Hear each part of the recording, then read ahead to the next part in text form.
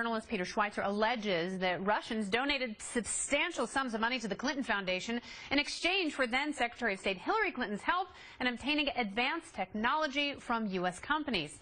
Is this just a conspiracy theory, or is there something else to look at here? Let's ask former Ambassador John Bolton. He was the ambassador, the U.S. Ambassador to the UN. He's also a Fox News contributor, and he's in our nation's capital, holding it up with one hand. Welcome back, Ambassador. Glad to be with you.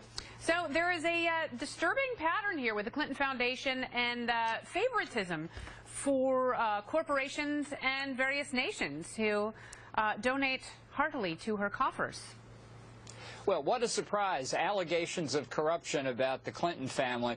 You know, it's hard to describe just how unprecedented it was in 2009 to have Hillary become Secretary of State and still have this family foundation going. You know, Walter Russell Mead, a great political scientist and historian, has analogized the Clinton Foundation to a 19th century urban democratic political whose main function was to continue the Clintons' political efforts even while she was in government. And, you know, it's true that she had to give up, theoretically, her connections with the foundation. I've done this myself in government. Basically, you become a monk or a nun when you go into government, unless your name is Clinton, and you're married to the person who's continuing to run the foundation, take in hundreds of millions of dollars while you're Secretary of State. Unbelievable. Well, and there were 60% of the donors, or 60% of the participants in this Russia-U.S. public-private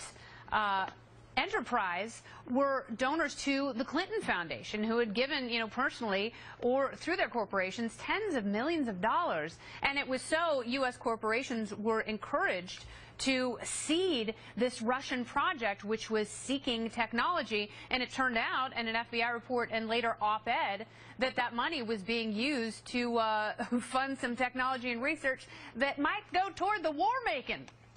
Yeah, well, this was part of the problem with the Obama-Clinton reset button with Russia to begin with, this notion that if only we gave them enough things, they would turn into our friends. And I can tell you, the way the Russians negotiate is you give them a concession, they put it in their pocket, they don't even smile, they just say, what have you got for me next? But in terms of the corruption aspect back here in the United States, when Hillary became Secretary of State, they had to create an entire new ethics system to handle this anomaly. And I understand part of this is a problem of spouses being involved in public affairs. You don't want to say automatically. New ethical guidelines for Hillary Clinton. Who knew? But the State Department, for all that we can see, ignored the guidelines. I'd like to know what their reports were. And if they weren't enforcing the guidelines, by the way, when she was Secretary of State, why not? There's a huge area here for investigative journalists to get into. What do you think the odds are that's going to happen?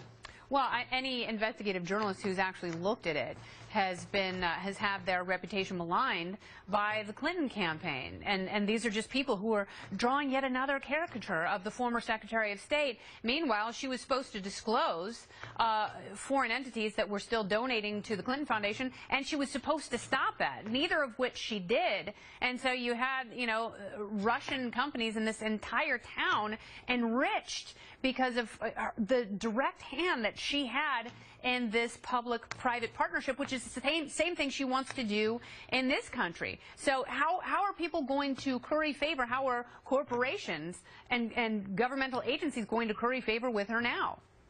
Well, can you imagine if she's elected president what the budget of the Clinton Foundation will look like for the next 4 years? I mean, really, it's an employment contract for Chelsea Clinton for the rest of her life. But that's why it's very hard to get into some of this material, because years have gone by now, and I'm sure a lot of the records are gone, as her billing records from the Rose Law Firm once disappeared. The IRS is supposed to be investigating the Clinton Foundation. You know, you can imagine what jokes they're telling in the IRS now about that. But I'll bet you $1. We'll bring Lois Lerner out of retirement, and I'll bet you $1. She investigates it. Exactly. I'll bet you $1 right now that nobody from the New York Times or the Washington Post can call Fox News and name a single reporter who's looking into these Clinton Foundation allegations. Not one. All right. Well, they have, in their defense, the New York Times did write about the Uranium One scandal with Frank Giustra. And, you know, we'll see if more of this comes to light. Again, the stakes are getting more serious by the day because she's got a shot better than her Republican counterpart right now in the polls of becoming our next president.